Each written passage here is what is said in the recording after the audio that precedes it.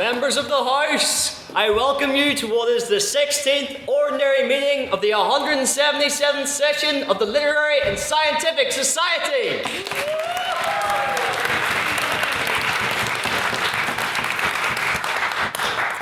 Willkommen, bienvenue, welcome. Or should I say, Céad Míle Fáilte, Sláinte de Chong, and Fair Faye. Now, what do these all have in common? Those are a handful of languages that our members speak at this society. And what do all of those members have in common? They call the Lirific their home. And that is because our society is not only fun and vibrant, but incredibly active. Just this Monday, we met in the PFC for some competitive debate training with 2 rooms of very high quality sparring sessions in preparation for the 4 teams and 4 judges which we were sending down to Dublin to compete in the Trinity IV, and we wish them the best of luck.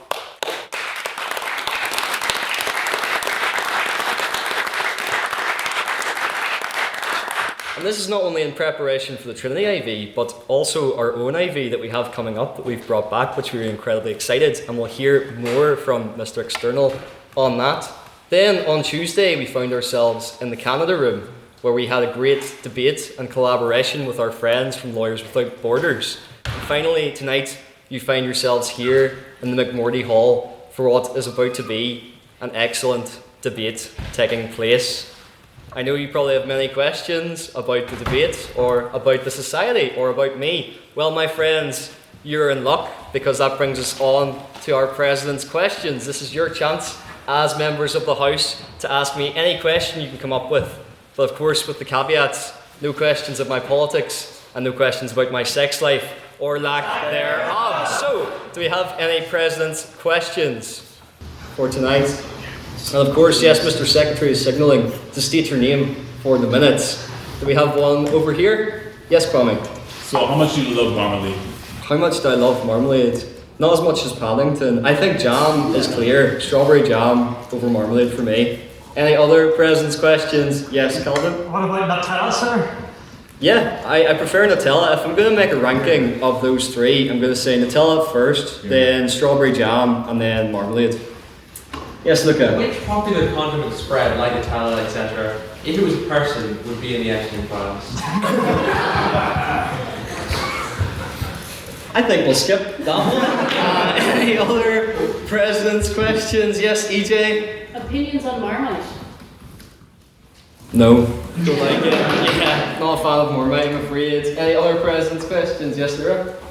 What's your sleep paralysis, Stephen? Me dressed as Collie Winkleman's my sleep paralysis, Stephen, as it is for many of you. I know. Yes, Leon? What did you have for breakfast? Oh, so for breakfast this morning, because this is kind of a linguistic debate, I was thinking about the linguistics of cuisine. So, eggs, they're pretty straightforward. Poached eggs, you poach. Fried eggs, you fry. Scrambled eggs, you scramble. Unfortunately, the same thing didn't apply when I tried to bake bacon or cook cookies.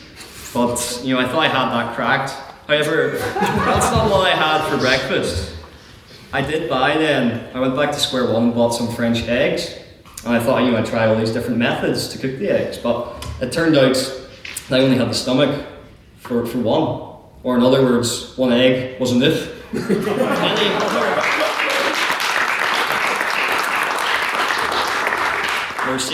Any other President's questions? Yes? As well, I'm back for the minutes. How many meals did Bethany cook for you this week? I don't think Bethany cooked any meals for me this week. There you go. However, I did take the bin out. And, I fought with the gate to take the bin out in really harsh weather and terrain. So, it just proves that I am an asset to my flatmates. Or maybe they take out the ET part of that word when describing me. But anyway, we'll go on to another President's question. Yes, Luke? It was real this week in the Epstein files that Bill Gates banned Jeffrey Epstein from Xbox Live for falling out. So why would you get banned from Xbox Live? I think too many bad puns down the mic when you're trying to tell me your location in Call of Duty or something, and I'm just going, what about eggs? I talk about eggs boxes from my last joke rather than Xboxes. Any other President's questions? Yes, Jonathan? If every animal was the same size, which animal would win in a fight? Oh, that's an interesting. Well, ants are very strong, so they can already lift well over their own body weight. So I think if you had an ant on the same playing field as the rest of the animals, I would back the ant to win. Any other president's questions? Yes, Colin. Do you dream at night, and if so, what was your last dream? I do dream at night. In fact, everyone dreams at night. You just don't remember, what you dream all the time. What was my last dream? I don't know, but I can tell you that most of the dreams I have in my house are interrupted with Daniel! From the culprit over here, and for 3 reasons. The first reason is because there's a spider in the house. The second reason is because I need to bring down my washing basket. That's besides the point. And the third reason, which I find the most baffling, is in a house full of girls, for some reason, I'm entrusted with the best fashion sense advice. Now, you've seen some of the things I've worn before. I'm just as confused as you are, but yes, those are the 3 things that interrupt my dreams. Any other president's questions? Going once? Going twice? Yes, James? Mr. President, can you let our new incomers know that there's seats down the back? Yes, there is seats down the back, and can I just say how glad I am to see a full McMurdy Hall tonight. Any other president's questions? Yes? I play 2 instruments. There's the basic one and the quirky one. So I play the piano, and then I also play the trombone. There you go. Although it is a bit unfortunate, the name of the musicians who play those instruments. I picked a pianist and a tromboner, but that's besides the point. We'll move on. Any other? Yes, Hugh? Huge job on this. If you could reorganise the entire liturgical layout into one of 3 organisations, either the Chinese classroom style, or the British Westminster, or the semicircular model, which one would you prefer? Oh well, this will be the most nerdy answer ever, but I'd go for the semicircular model, of course. Nice curve around. We're all friends in here. Any other president's questions? Yes, Mark. On the topic of instruments, what instrument would you like to fucking destroy? Oh, that's a good fight. What instrument would I like to destroy? Nirvana always seem like they're having great fun whenever they destroy their instruments at the end, and particularly the electric guitar. So I would destroy the electric guitar or the French horn, but that's more for a political statement. Any other president's questions? It's Kwame. Okay, so when you watch anime, subs or subs? Oh, I'm gonna go subs because it's the thing with westerns too.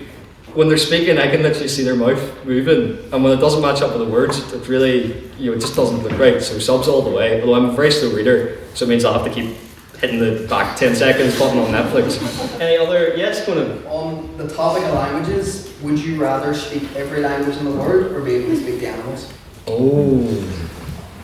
I think if I was able to speak to animals, it'd become really depressing quite quickly.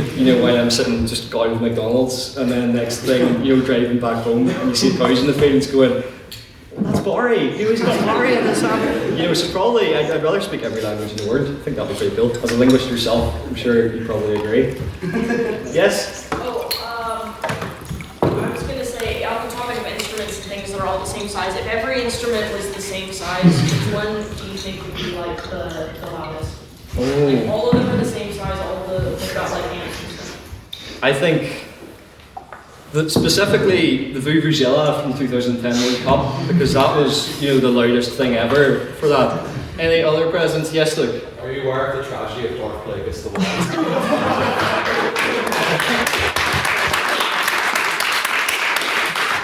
Would you care to elaborate? It's a tragic story. You could even. Okay, interesting. We'll have a chat about that in elaborate then, I suppose. Any other presents questions? Was there one back here?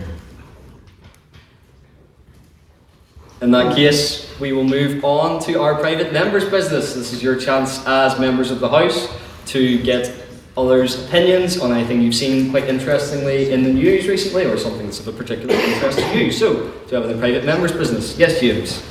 Thank you, Mr. President. I'd like to put a motion before the House tonight expressing the Society's condolences on the death of Joe Mulholland. He was the founder of the McGill Summer School in County Donegal and former managing director of RTE, as well as the editor of the Current Affairs show.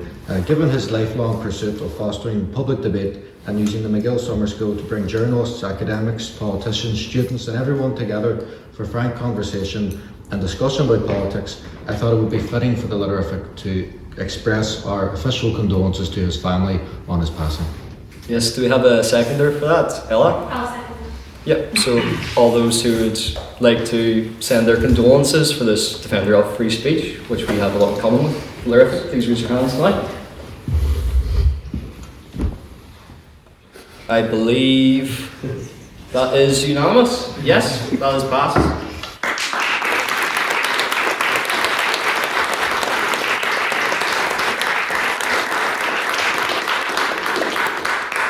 Do we have any other pieces of private members' business in the House tonight? Yes, Conleth. Before we hand up all the time. No, it's in 2 days ago, I think it was Tuesday morning, they passed a law, well, they're trying to pass a law in Spain as well as they've done in Australia where they're banning social media for under 16s. I'm just curious to see anybody's thoughts on that, please have any. Yes, this is quite a popular one that came up. Do we have any opinions on that? Yes, Kwame? Honestly, I see it makes sense. My brother is was roughly 16 a couple of years ago, and kids that age don't really have much common sense. So yeah, I think it's a good idea, but enforcing it, the problem is the parents I think the parents should be the ones enforcing it.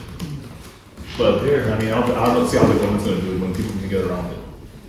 Thank you. Ash? I think, aside from the fact that the social media ban probably is quite relevant for young people and probably will be better, I think also though governments should focus more on video games, specifically games like Roblox and featuring gender identity and Xbox. Most of the time, children are really most of the time they're more exposed in video game contexts rather than on social media where they're more consuming content. But it's really in video games like Roblox or when they're using people in Xbox Live lobbies, that's mostly when they're targeted by the predators, and I think there needs to be a bigger push for governments to crack down on that, as well as social media. Thank you. Anyone else on this? Yes? Yeah, I agree with all that, but also I always kind of go side to side because while I do believe in some ways that the government does have some expectations to protect its citizens, especially its most vulnerable, it kind of comes canopy. I do believe some things could be at the cost of being a nanny state, but we do know that social media has had a really terrible impact on development, and I would say even the generation kind of after us, I would say their interpersonal skills are absolutely horrible. Their test scores are down, things like that. That's statistically evidence, and a lot of that has to do with video games, social media. So in some ways I do agree with it, even though I don't know if the full ban is the way to handle it. I think parents just actually need to parent their children and not give them iPads and things like that. Thank you. Veronica? I think with the ban on social media, how are we going, how governments then enforce this ban and to ensure essentially punishing parents for raising their kids in certain ways? Because you say parents shouldn't give their kids iPads, but some parents do because they're working on some jobs where there's just other means besides that. But that's just my opinion. Thank you. Right? This going back to the what I was saying, my little sister, she's 6, 7 now. But why are you laughing? Oh, I get it. It goes right over my head. But anyways, it's interesting that you bring up the iPad issue because actually she goes to public school and the school actually gives her a tablet. The school actually gives her a laptop to take home plus a tablet for inside of the classroom. Plus she's got a Switch for some reason. I don't know why, but I think it's not. She's a little bee. But anyways, that's what I was. Thank you. Q?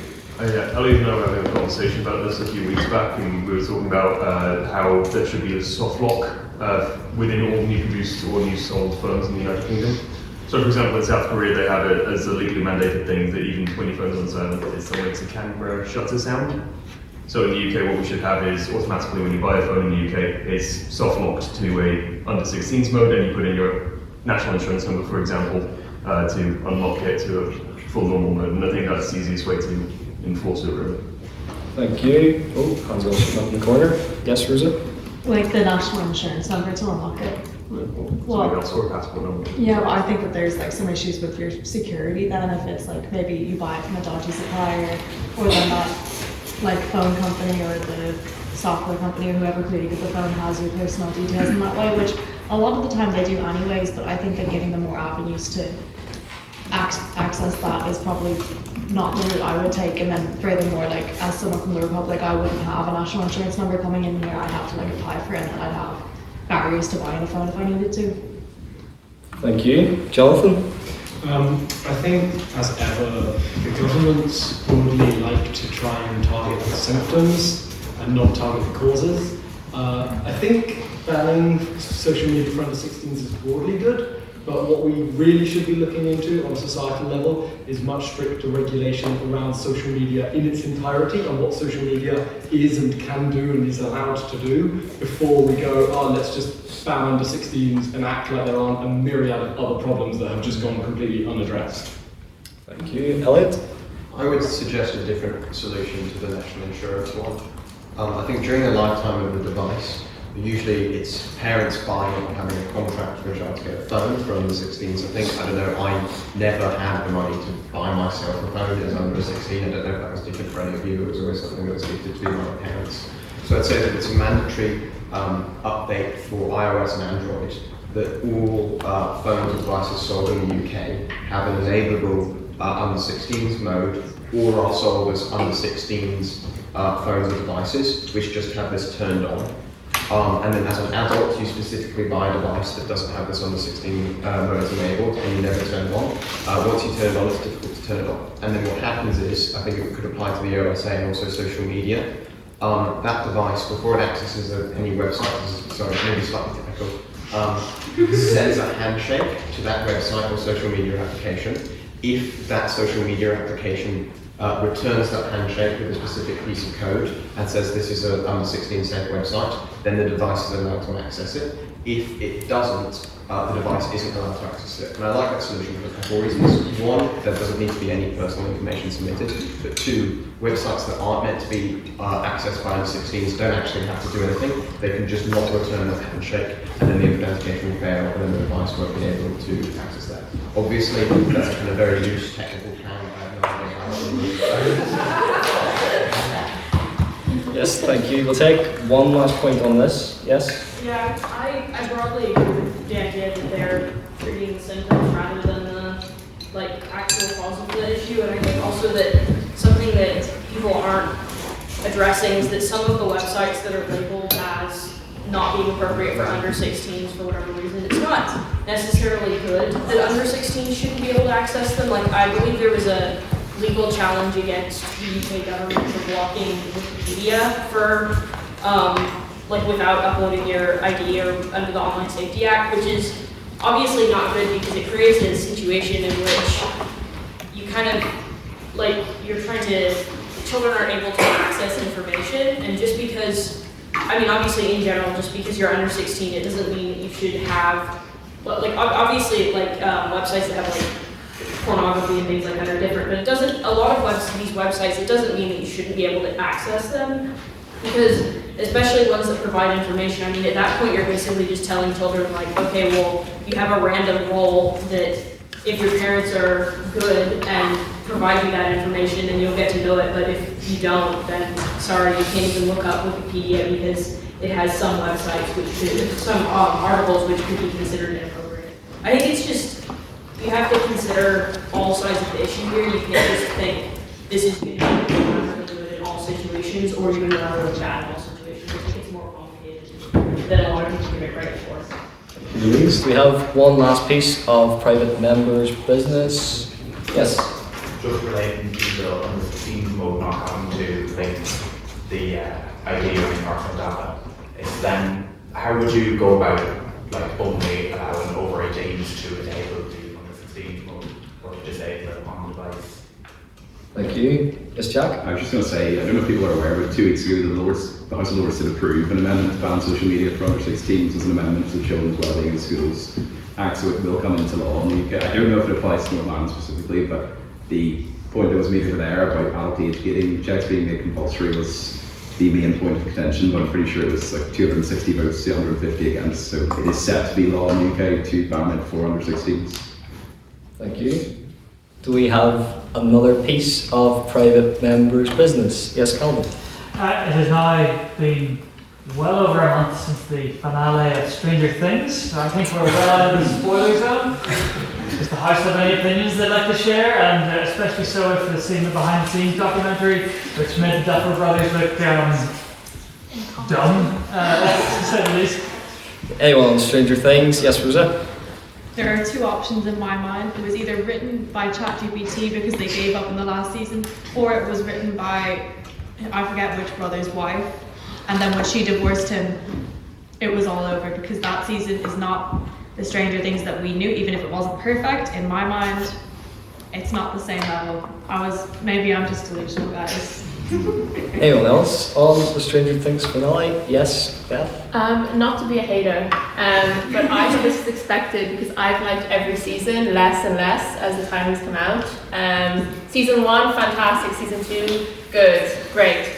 Season 3, good. But it was also like 10 years ago when I watched it, so like I wouldn't remember much of it. But I think it's expected outcome for how they got, how popular it was, and how many characters it was. Oh my lord, why does it have to be relevant now? Thank you. Well, here's one I'll throw out.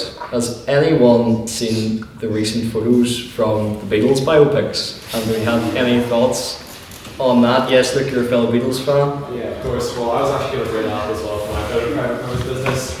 Now, I think we need to be careful when it comes to the Beatles biopics. They're obviously not going to look anything like them. Also, Ollie doesn't look anything like Elvis, but he's certainly trying to sound like him.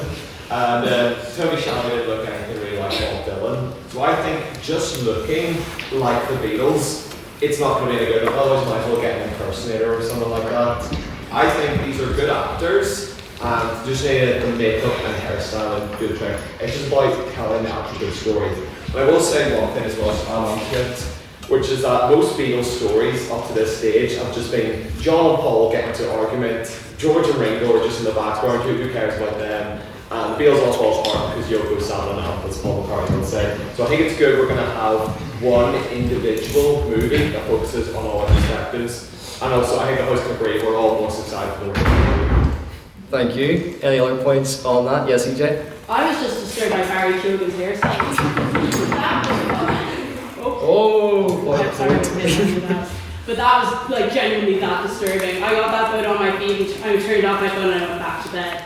It's haunted my nightmares ever since. No man with that face shape or face in general should ever have hair like that. Perhaps that's my second sleep paralysis, even. Yeah. Anyone else? Yes, Owen? I just think people just need to stop complaining, to be honest, and just try and enjoy 4 films. Like, what other band would get like a quad trilogy of films? So just enjoy the ride. Yeah. Kwame? Honestly, I think Lynam, they got it pretty good. It looks legit to me. That's just my take. I'll agree with you on Lennon and Paul. However, I know Dave Grohl was obviously part of many bands, the Foo Fighters and Nirvana. I was not aware he was part of the Beatles until I seen that image of George. Yes? Yes, I'm actually pretty excited. I mean, I love the Beatles, but also I just want to say the slander of George Harrison in this house has happened so many times. And as he's my favorite Beatle, I will not take that. So please, the George Harrison lovers, please come out because he's been slandered in this hall too many times.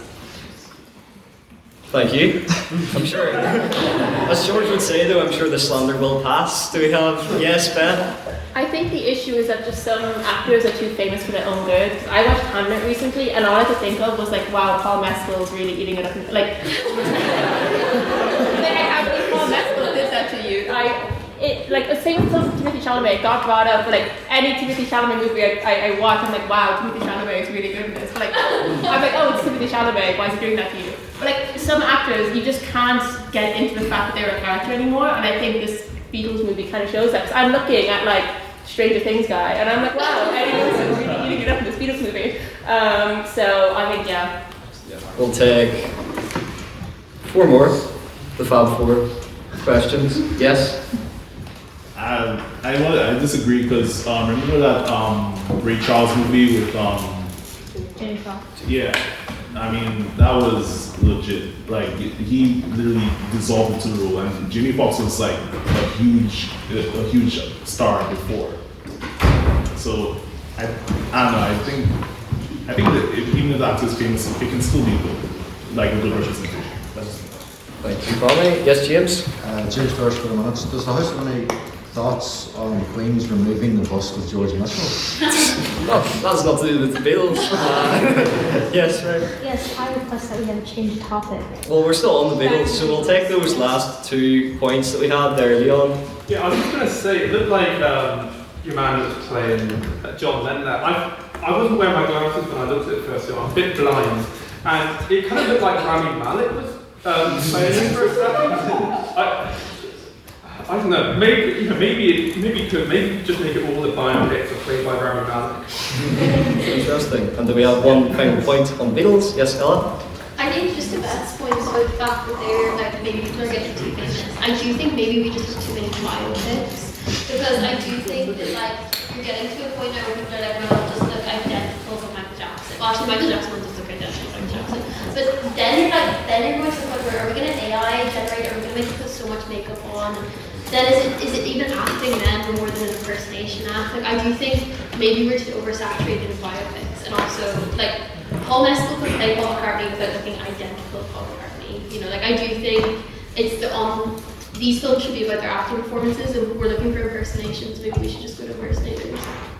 Thank you. And with that, we will close our private members' business. I'm surprised no food pieces of private members' business were brought up, but perhaps we've exhausted all of those. So now I would like to invite Mr. Secretary to read the minutes from last week's debate, which was this House believes capitalism has failed the West. Mr. Secretary.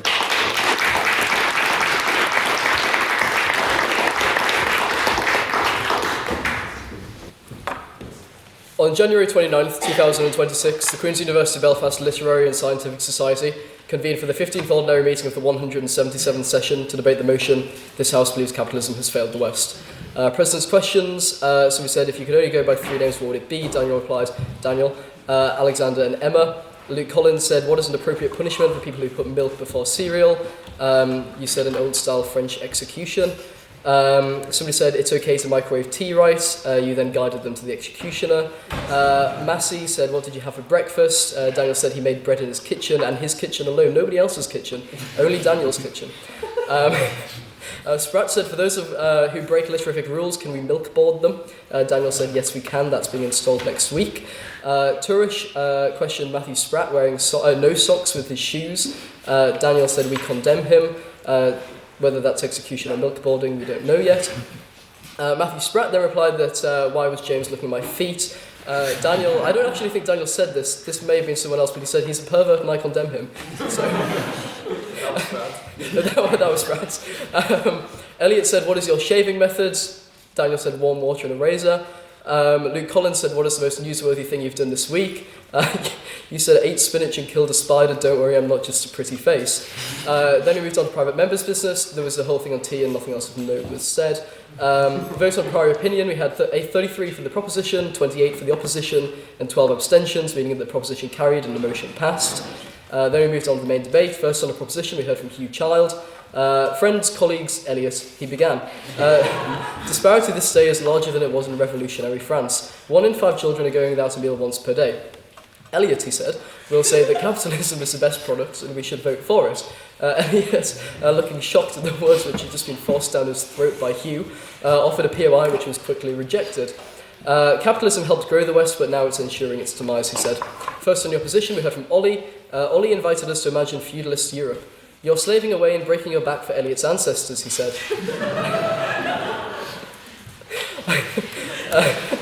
All is to live in a mud hut owned by the Dickey family. They can milkboard you whenever they want, just for funsies. Since then, capitalism has given you literacy and growth and rights. Eliot can no longer hurt you, it's okay. You're safe, you're in the arms of Daniel the dashing Devaney. Capitalism is far from perfect, but fundamentally it has provided us a golden age for the West. Second on the proposition, we heard from James Turish. He began by speaking in a foreign language, which I didn't understand. He then quickly switched to English, thankfully. Fundamentally, capitalism has failed because success is not measured in material wealth, he said. We are enthroning appetite over reason, he said. Capitalism exists to serve people's wants, not needs. He's not advocating for a nanny state system, he said, although during his speech a particular quote did come to mind. This was a quote from a literarific favourite and indeed one of James's heroes, the Tory and self-styled fire expert, Jacob Rees-Mogg, who said, "I'm all for the nanny but not the nanny state," a notion which Jonathan Massey would later allude to. When profit becomes a measure of success, James said, then productivity is the only measure of human advancement. Second in the opposition, we heard from Nat, who said all systems come with chaos. The real question is, does this mean that capitalism no longer serves Western interests? Democracy creates polarisation, but we view it as good. Free speech creates polarisation, but we view it as good.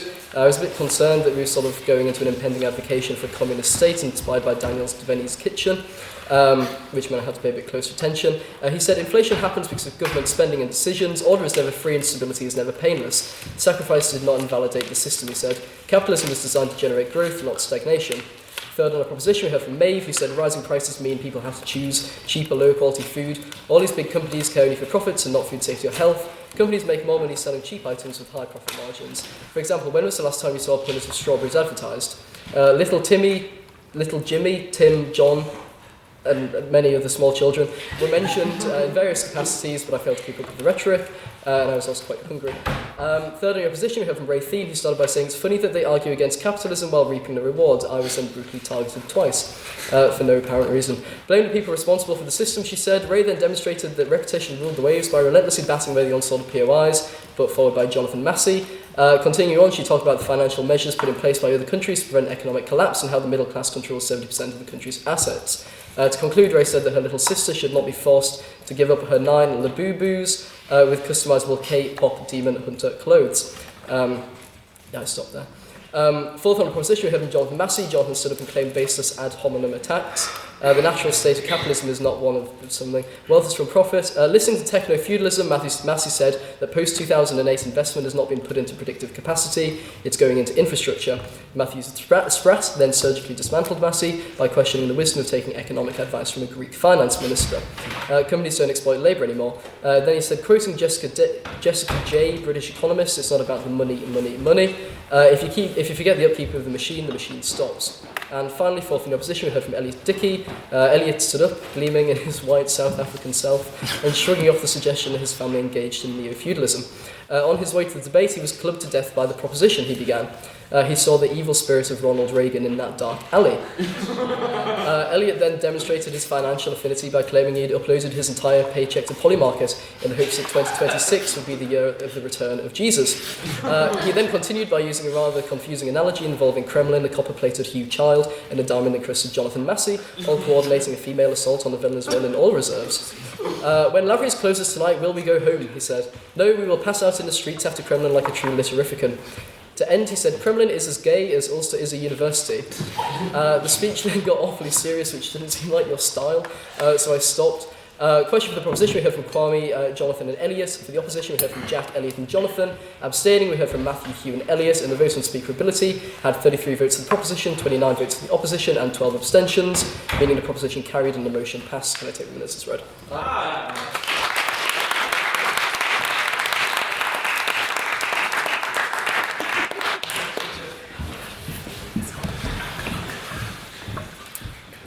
Thank you, Mr. Secretary, for those minutes. And now, before we get to the reason we're all here for what will be a very exciting debate, I'd first like to go over the rules and then conduct the vote on prior opinion. So, the rules. Speakers will take it in turns, proposition and opposition, to come up to the podium and deliver 7-minute speeches. The first minute of your speech and the last minute of your speech is protected time, which means for those 5 minutes in between, you have unprotected time.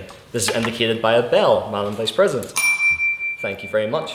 During these 5 minutes, you're open to POIs. These are a chance for your adversaries on the other side of the table or the members of the House to challenge one of your points in real time. To offer a POI, I suggest you raise your hand and shout on that point of information or POI. It is then to the discretion of the speaker as to whether they accept it or decline it. Please keep your POIs to a maximum of 15 seconds, otherwise I may be forced to use my gavel. And please keep 15 seconds in between each POI to allow the speaker to get through their speech. We also have a rule, which has been broken twice tonight already before the debate's even started, on swearing. Madam Vice President. Yes, so if you swear at all during the debate, when asking questions or in your speech, you owe the House a bottle of port. We have 3 outstanding port fines now. Luke Coyle, Mark Emmo, and Eaton. Yeah. From before? Yeah. I swore before? Yeah. When was that? When we were doing private language quizzes? Today. Oh, today. I said I thought because of No, today. We'll waive your port fine right now. Well, you're still in the House ball court. Usually you're not allowed to speak, but you're obviously speaking. So. Yes, Mark, you are still speaking. Don't worry, my friend. But yes, thank you very much for that, Madam Vice President. I'd just like to reveal to the House as well that Luke swore on Tuesday, and the reason Luke swore was because he was impassioned about whether Jaffa cakes were cakes or biscuits, which I loved, Luke. But anyway, we shall now conduct our vote on prior opinion. So this is just your opinion walking into tonight's debate. To remind you of the motion, it is this House would reinstate the QUB Irish language signage. So, can I have all those who would like to vote for the proposition and agree with that motion to raise their hands now, please? Stop.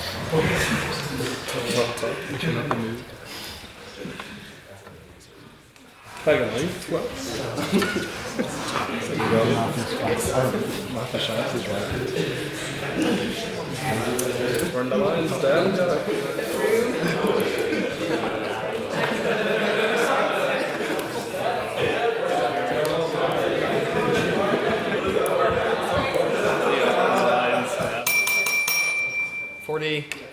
Yes, thank you. And can I have all those who disagree with the motion and would like to vote for the opposition on the vote? Prior opinion to raise their hands now.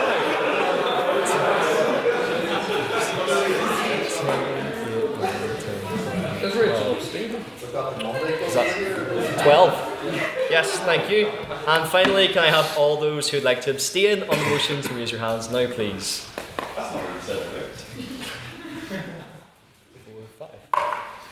Five? Yes. Mr. Secretary, can I have the results from the vote of prior opinion, please? I think the opposition on that one. 48 votes for the proposition, 12 votes for the opposition and 5 abstentions, meaning that the proposition carries and the motion passes.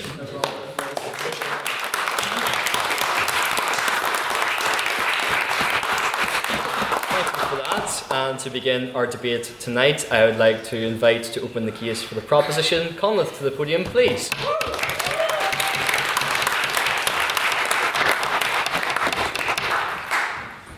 Jerry, Roger, to my fear buich as in Jeshaw, Lord Shusbukor, the hour to my on Ladra food. It seems unusual to suggest that a university has regressed, but that's exactly what's going on here in Queen's. Not only has bilingual signage was taken down in 1887, it's been repeatedly kept down for almost 30 years since. It's important that this debate isn't about whether Queen's should adopt something entirely new, but whether they are ready to recommit to a policy of equality that decades after having abandoned it. Irish language signs are incompatible with a neutral working environment, said the Borough Employment Commission in their review. With this idea that Queen's is neutral, it's a neutral space, it is a fallacy. Neutral spaces require ignoring key markers of identity and culture. They encourage people to come together, certainly, but only if they do not acknowledge what makes them different. Queen's is a shared space, instead an important distinction evident through its promotion of global cultures and location in a post-conflict, still divided city. A shared space doesn't ignore symbols, but encourages them to exist openly, side by side. They may be conflicting, challenging, and even perceived as offensive to certain groups, but we're in a high-ranked university, not a creche. So why then do the powers that be draw the line at the native indigenous language of the land on which we're all sitting right now? An argument made at the time and ever since is that other languages like Polish and Lithuanian are spoken in this city more than Irish, so why don't they deserve it? Without hesitation, I celebrate this diversity and hope that, like London and Dublin before us, Belfast continues to attract and nurture more languages and cultures. Yet the reason that Gaelic is so low on the list, in fact the reason we're not all speaking it here right now, is fundamentally the result of one thing, colonialism. Language binds people together, it connects them to their land, history, mythology, each other. On that point, If you're a proponent against colonialism, why would you not be in favour of reinstating Ulster Scots, which was also oppressed? I'll come to that if you hit me, sir. Language binds people together. It connects them to their land, their history, mythology, each other. When they lose it then, the people forget the deep, unconscious, collective conviction of who they are. In other words, an identity crisis, leading to insecurity, then fear, then conflict. In an ever-growing number of places around the world, the indigenous language has been wiped out entirely. Hushpupcana in Mississippi, Mulgoa in Sydney, and Cuba in the Caribbean are all places whose names are foreign in meaning to those who live there. Belfast is not the same as those places, from which this university derives its name. Translated as mouth of the sandbank, Belfast is alive and well, yet from taking a walk around this campus, you'd be forgiven for thinking that the word Belfast was made up from scratch and not a deliberately anglicised construction. It might be claimed then that the language is being politicised. I absolutely agree. But given its historic marginalisation, such as being illegal to speak in court for almost 300 years until 11 months ago, or not being facilitated at all, It's not being important to clarify that Irish wasn't actually singled out in terms of being outlawed in the courts. It was actually more specifically directed at French. That's not maybe. Are we having a discussion about French? And it wasn't facilitated in the regional parliament until 2023. I'm unconvinced that this was the fault of politicians or advocates. It's sort of like arguing that Catholicism was politicised during the penal laws, or that working class wages were politicised during the general strike in Britain. Yeah, they were, and it was right. Represented here tonight are the QUB young unionists who have previously implied that this signage should come at the expense of period products and bathrooms on campus. What a horribly disingenuous position. No person in this room should accept that a basic human right in a world-leading, wealthy, third-level institution should come at the expense of anything else, least of all some signs. On other occasions, and in contradiction, they have argued that their opposition is actually over the lack of representation for Ulster Scots. I've no issue with Ulster Scots. In fact, I've already said I believe we're enriched by by the diversity of our traditions. At the same time, I accept no responsibility for having to promote it. Instead of opposing this motion, advocates of Ulster Scots should see the strengthening of Irish as fundamental in expanding their own recognition. Based on our experience of near extinction, it's a loss that they don't. On that point, a lot of persecution for Ulster Scots is often done by Republican communities who use it as claim that it's a political tool to counter Irish. It's interesting that the only time that I'm, and someone who's very involved in language, only really sees Ulster Scots mentioned is in this context. I think that's unfortunate. I absolutely condemn anyone who would use it in that way. But I do think Irish and Ulster Scots are in very different positions, and I think you can argue that. Sorry, back to where I was. 2 seconds. On the issue of cost, however, I doubt we'll hear any reference tonight of the money involved with replacing the original Irish language signage in 1997. If a policy of bilingualism had been adopted before the new Students' Union was built a few years ago, would those who are angry about the expense of replacing current signage instead be content? Somehow I doubt it, because cost is not the real issue. So what is? Knocknagonie in Belfast comes from the Irish Gruch na Gunniony, meaning the hill of the rabbits. How many people do you think shopping at Tesco, now built on that hill, understand that that's what it means? Do the locals in Lisnagarroch or Lisburn know that it means the fort of the gamblers, where people will come to bet in the seclusion of the forest? Magherfelt, Dungannon, the Shankle Road, in fact at least 90% of place names in these 6 counties are derived from Irish and have meanings as interesting and as diverse as those I've already mentioned. When you start looking, it's impossible to escape the Irish language, whether you like it or not. This all leads to one answer: education by exposure in small, non-intrusive ways like bilingual signs, until its presence becomes a normality. Linda Irvine, a proud unionist, working-class Protestant woman from East Belfast, describes how learning small facts about a place she thought she knew completely changed how she viewed both the Irish language and the divide between our people. It didn't threaten her politics or culture, and signs in Irish won't threaten yours. It simply allows for people to see, learn and appreciate something that's already there. It's ironic that universities exist precisely to challenge assumptions through knowledge. Every student in this room has already accepted that their beliefs may be questioned in the pursuit of learning. So if we are able to tolerate if we are unable to tolerate a cultural element that has and should be used to build bridges, then what hope does anybody else have? Gurmeen Margov.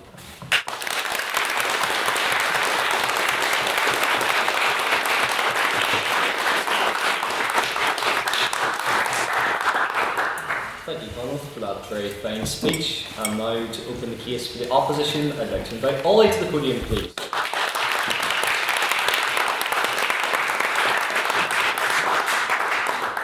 Ignore the fact I spilled my water. Mr. President, members of the House, the motion tonight asks us to reinstate the Irish language signage at Queen's. This motion asks us to betray the rulings of the Fair Employment Commission and of our own student body. So we must examine first the context of Irish signage and moreover its utility on this campus. So let's be honest about what this motion actually is. This is not a neutral motion about linguistics or accessibility. This is about symbolism, politics, and whether a British university should be used as a platform for them. The Irish language in Northern Ireland has no doubt been deliberately politicised by a pan-Republican front, and pretending otherwise insults everyone in this room. Irish is not controversial by nature. Languages aren't born political, they're made political. And in Northern Ireland, Irish has been consistently framed by modern Republicans not as a shared cultural heritage, but as a political marker of identity, territory, and of a constitutional ambition. Street signs, buildings, public space, all turned into symbols of our own tribalism. This place belongs to us now. So when the proposition tonight say, it's just cultural, it's just language, I respond, maybe elsewhere, but not here. The context matters. And in this context, Irish language signage is not neutral. It has been weaponised in a broader sectarian, cultural and constitutional campaign. No thank you. Whether the proposition are comfortable admitting that or not. This university is supposed to be a shared neutral space. Reinstating Irish signage does not lower the present tensions on this campus, but instead imports them. Further, bilingual signage does not revive a language. We are told by the proposition that signage will promote and normalise Irish. But the evidence simply does not support that claim. On this, Yeah? why is English neutral? What I'm saying is English is the working language of this university. I'm saying in the context of the modern day it is neutral. Maybe in 1997 we would re-examine that context, but it's if we should reinstate it today. So let's look at Scotland. Gaelic signage is everywhere. Airports, roads, public buildings. And yet the number of fluent Scot-Gaelic speakers continues to decline. Why? Because languages are revived through education, intergenerational use and community, not by putting a second line of text on a wall that most people can't even read. No one has ever become fluent in a language because they saw a library written twice. If the performative proposition genuinely cared about the Irish language, signage is the least effective preservation method available. No, thank you. It is visibility without vitality, optics without outcomes. It's going on a run without posting my Strava stats after. And reinstating Irish signage is nothing more than some woke feel-good gesture that allows this institution to say they've done enough. On that point. No thanks. All while avoiding the hard, long-term work of language revival or the fact they give all my tuition to the Clintons. So let's call Irish signage what it is, symbolic and not practical. At the end of the day, whether the proposition accepted or not, Queen's University Belfast is a British university, and hence has a duty to remain institutionally neutral. On that one? No. Queen's operates within the United Kingdom. It is funded by the British state, and to my knowledge is named after Queen Victoria, not Queen Mary Lou MacDonald. Our working language is English. The shared language of this campus and of this country is English. And at its fundamentals, signage exists to serve a functional purpose. Safety, clarity, navigation. It is not there to make a cultural statement. Once this university begins embedding symbolic language choice in its infrastructure, it stops being neutral and starts taking sides.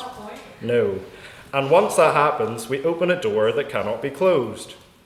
As we've heard, if Irish Sign Language is reinstated, what is the justification for them also refusing Ulster Scots, or even other Irish dialects? Either everything becomes multilingual at a great cost and confusion, or we selectively privilege one tradition over another. Both outcomes are divisive, and both outcomes are outwardly sectarian. At a time when there are students at this university who cannot even afford to make it to campus, it is frankly absurd that this house is being asked to prioritise signage over student support. And I'll make it clear, my opposition tonight is not anti-Irish language. Speak it, learn it, celebrate it, join the Irish Society, take a module in Irish, but do not forcibly institutionalise a politicised symbol in a space that should belong to everyone. This university should be a place of education, not demonstration, of shared purpose, not virtue signalling. On that point, go ahead. You say this is a place not of demonstration, but do you remember the Clinton demonstration? Queen's has a long history of demonstration. Well, I don't see how that's, I'm saying we shouldn't be demonstrating. It's a place for education, not, pointless cultural protest. The proposition, much like the parties some of them represent, wants us to forget the past, ignore the details, and applaud their optics. This university deserves educations, not symbols. Tonight, reject the motion. Thank you.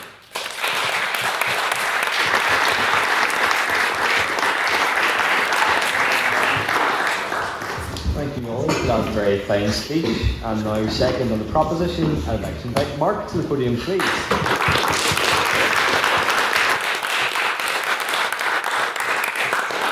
Before I start this, I've already used up my one square that I allocated myself. This is going to be a slog.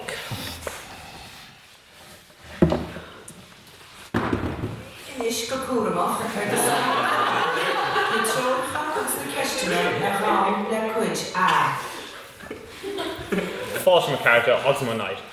That was a sound universally known and hated by all students who have studied the Irish Eaton cert. And it probably set up PTSD in a couple of years. I am one of the very few people who use Irish commonly in life, working in a guild.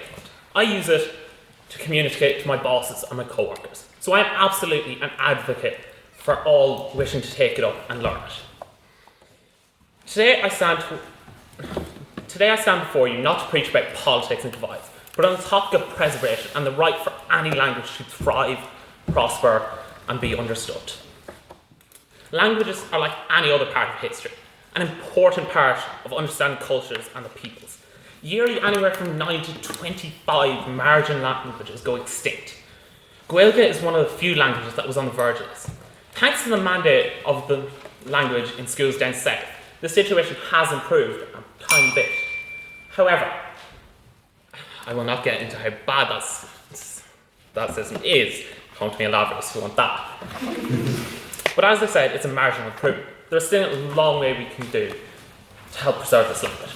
Today we're here to talk about one of the few things we can do in our own university, signage. Signage has been a common way to encourage learning of a language. For example, the dual signage down south, Welsh signage, and the promotion of the Basque language in Spain. The EU itself has promoted dual signage. It is an effective way of learning languages and slowly assists the learning of these. I myself was studying German for my Leavcert exam, posted notes on almost everything in my house. My parents thought it was insane. But it helped. It helped me improve my vocab, and it helped me clutch up that one H3 in a comeback more legendary than Troy Parrott's performance. Especially as someone who almost failed my mock. So why couldn't we apply these ideas to our university to help the revival of an endangered language? As the Irish saying goes, too smart Latin paper. A good start is half of the work. These signs would certainly be an excellent start to the preserving of the Irish language. Now, I'm aware of what my opposition has said. If we add Irish signage, why stop there? At that point, we have to add more. To that I say, why not? I'm 100% in support of other languages. Point. No thanks. Such as Scots Gaelic. While I may not be the greatest at it, I wholeheartedly enjoy learning other languages and the cultures associated with them. And considering the number of students enrolled in various Queen's language courses, especially the Irish ones, I get the feeling I'm not the only one. As was mentioned, as will probably be mentioned actually, is the economy and cost of this proposed signage. However, the installation of the signage does not need to be a single wide-swept change. We could simply replace the signs as part of the regular maintenance and upkeep of the university's facilities. Similarly, if this is not feasible... Go on. The doors in the library have been broken since before Christmas. What regular maintenance and upkeep does Queen's do? That's a very valid point, who knows? However, if this is not possible, the doors, why don't we just focus on specific areas where it would be feasible and important? The Lynam building or the Union, for example, before looking at more low-key areas like the library that no one goes to. Additionally, the university could investigate having these retrofits partly funded by the Arts Council of Northern Ireland, who is responsible for cultural funding in the area. There's also a saying in Irish, Tirgan Tonga, Tirgan Anna. A country without a language is a country without a soul. A card, Kaifmid, Gawthor the Thaw again of Martha Archonga and Whale folks. Marjaran Shannon go Burla, but Eaton Ye and Thomas Fark and Puzzle. I'll say if it's Eaton you on Thomas Fark, on Dara Thomas Fark. As the saying goes, yesterday was the best time to start, but today is the second best time. Today is the best time for us to start supporting marginalised and minority language. But we don't just have to stop at Irish. There are a whole host of these other endangered languages that we could be promoting and supporting. I'd like to thank you all. Slán for the card.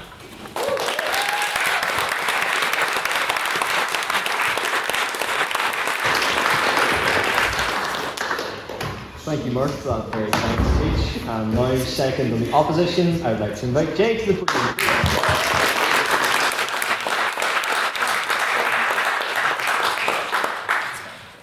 Today I rise to speak in opposition against this motion, as I have seen firsthand the issues and controversies that arise from bilingual signage across this province, specifically in my dear home, Mid-Ulster.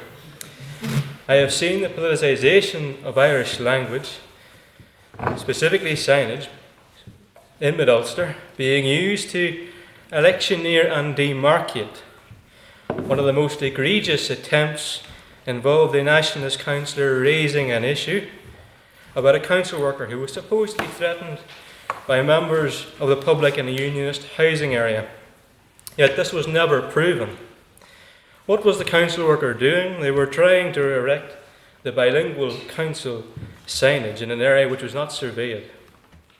Obviously, the council did not comment on this issue, as they don't comment on personal issues involving its staff, but a councillor saw fit, nonetheless, to attempt to smear a working-class loyalist housing estate by raising this matter in a council meeting to ensure it was reported in the local media.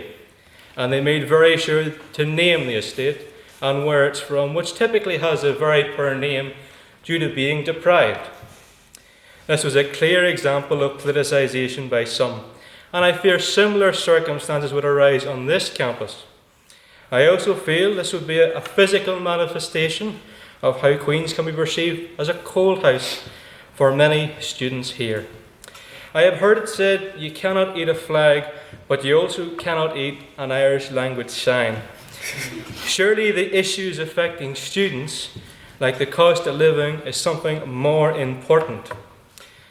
I have engaged with Queen's University Belfast administration on a number of times on the topic of signage on this campus, and they have consistently expressed that their policy is to work towards digital signage, to include all languages. And I'll be honest, I don't actually know what that means, and they refuse to expand on it, but that's seemingly their policy. Their main justification is that Queen's University Belfast is an international campus and must cater for all minority languages, not just one.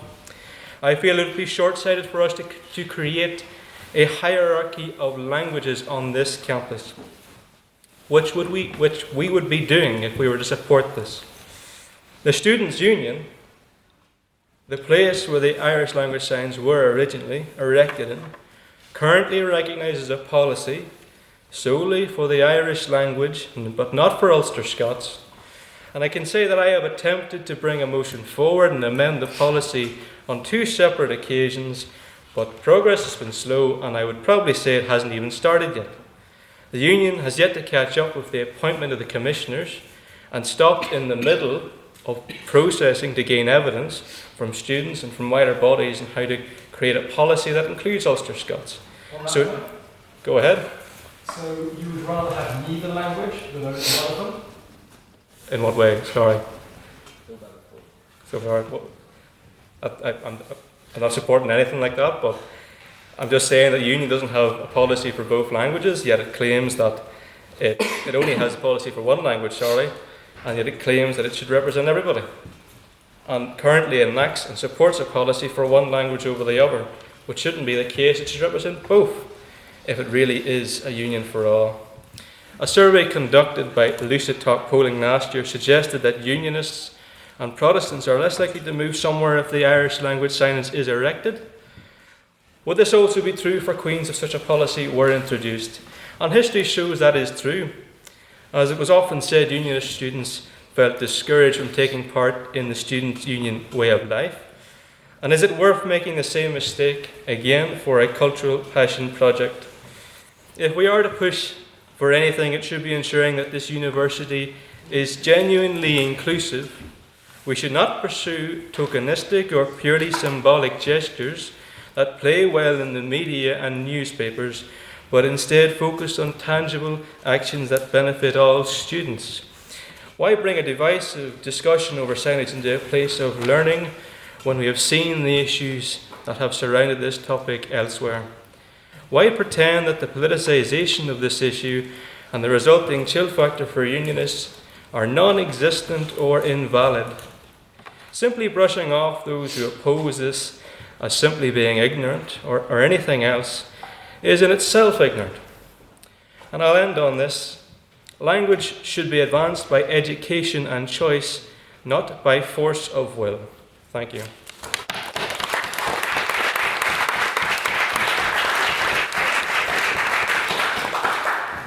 Thank you, Jay, for that very fine speech. And now, on the proposition, I'd like to invite Kwame to the podium, please.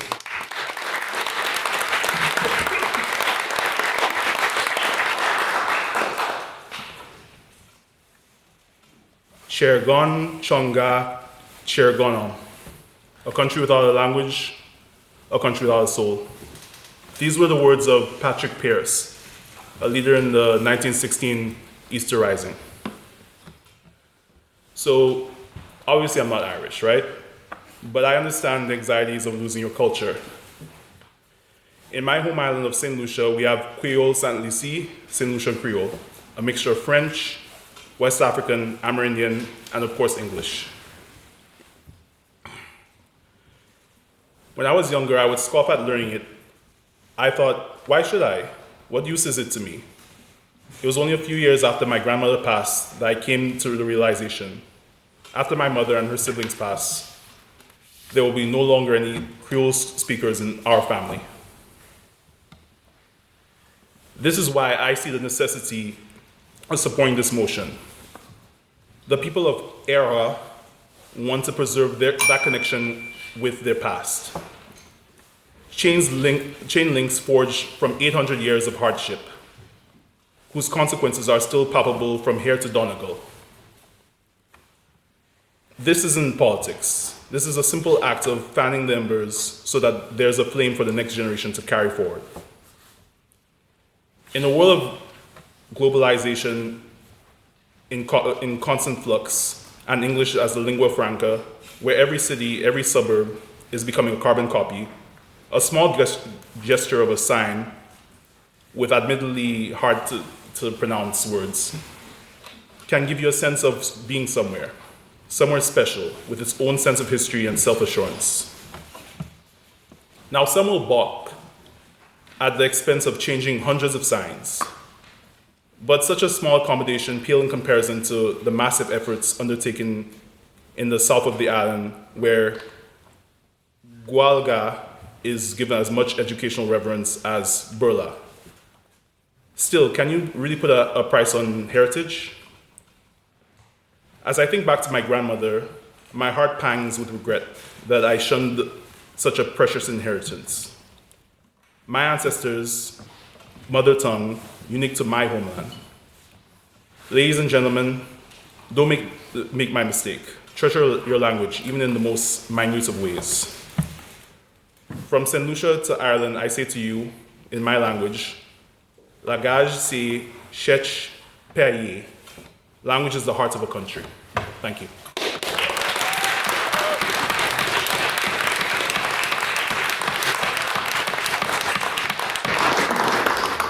Thank you, Kwame, for that very fine speech. I'd now like to invite third and the opposition, Harry, to the podium, please.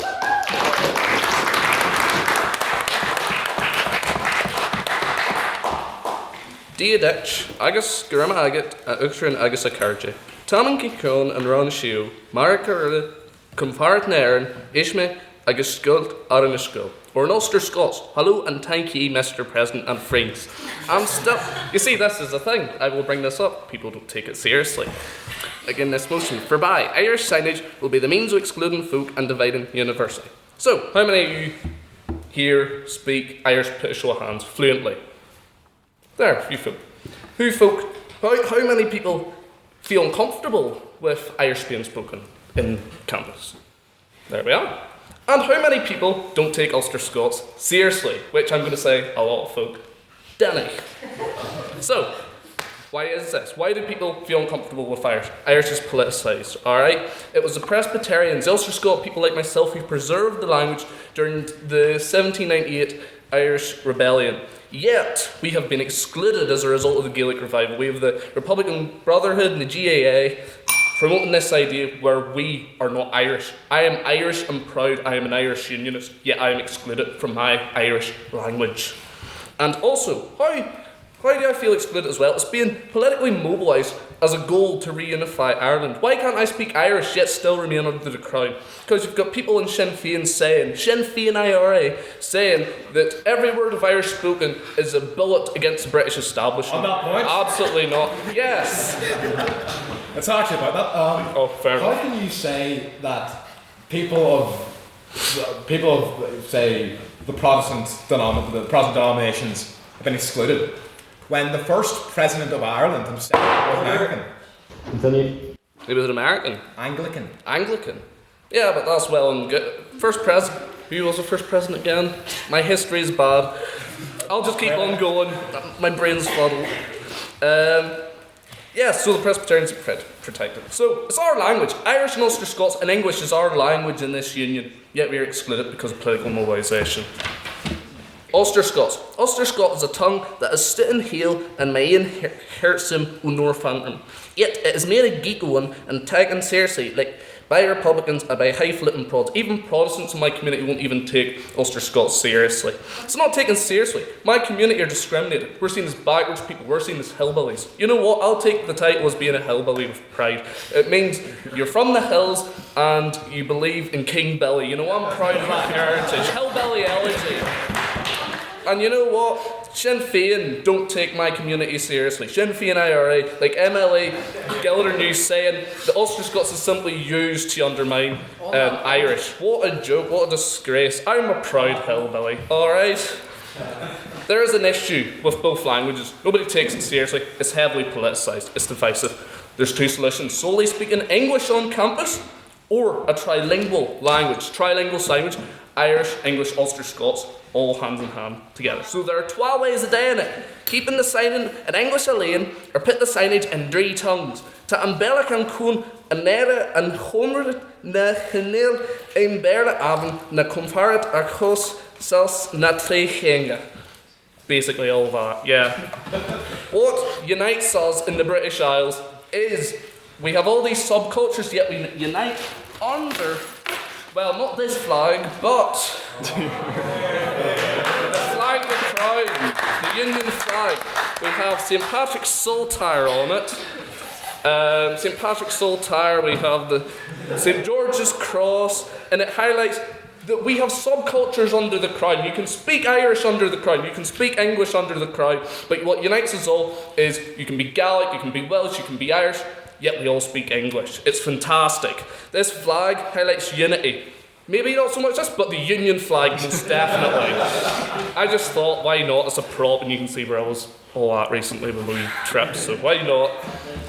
So, Irish English speakers, great Irish literary heroes like James Joyce, you have Seamus Heaney, Oscar Wilde. We shouldn't exclude the fact that they were pioneers of the English language. Great Irish people on this island speaking English for every realm's delight. It's for everyone. Irish not so much. Think of kneecap. Gosh almighty, they exclude my community. They're speaking Irish, they were filming down my street, a unionist stronghold. What a disgrace. Imagine a unionist version of the kneecap going down the Falls Road. I don't think that would end very well. So, yes, who speaks Irish? Few folk here. Ulster Scots? Maybe. There she is. It's not standardised. See, I think there's more inequality with Ulster Scots than there is with Irish. Everyone's making a big deal about putting up Irish signage, but where is the Ulster Scots legitimacy? We don't even have language learning for Ulster Scots, whereas Irish does in this campus. Someone take it. Yeah, go on ahead. Do you not think allowing for Irish signage would pave the way, a precedent to allow for Ulster Scots signage? But I think it can be done in both ways and hand, but clearly Irish has been politically mobilised, so people will be uncomfortable with that on campus. I see him stirring a lot of folk up here, but who cares? Who cares? Let's celebrate our native heritage in Ulster and Ireland all together. We should celebrate being Ulster Scots. I should celebrate being Irish. You know, from Seamus Heaney, Meallain, Donville, Willie Drennan, all these fantastic people. Irish is what makes Northern Ireland Northern Ireland. English is what makes Northern Ireland Northern Ireland. Ulster Scots is what makes Northern Ireland Northern Ireland. I'm a proud Irish unionist. And I love to see its promotion. I'd love to see the promotion of Irish without its politicisation alongside Ulster Scots. I'm going to bring up, I need to take a breath, gosh. Case study time, I was in Moldova in December, and Romanian has been politicised just as Irish has in Moldova. And it's a terrible thing because the majority of people, when I was in Chisinau, speak Russian, 80% of them, and yet all civic street signs are in Romanian, which they're just forced to learn Romanian. That's clearly politicised by the civic state under President Sandu, the PAS, because basically she's wanting to make moves to integrate Moldova into Greater Bessarabia and Romania. So the first step they're doing is trying to join the EU. I recommend you watch the Restless Politics podcast because they're all about that. So I'm going to bring in another language. La Lublu Ludi Moldavski. I love the people of Moldova. That's it in Russian. Con croch a car and afar agus tafich and matter to fetch the matter to a close. To conclude in the matter, Irish already has legitimacy in Queen's University Belfast, unlike Ulster Scots. Where's the equality? Putting up Irish signage is nothing else but promotes throwing to the back to folk like myself. We had to their own heritage. You didn't get the same fair calling as Irish, or it being misguidedly earned by Sinn Féin IRA. Thank you, friends. Agus Gurama Agats. Thank you.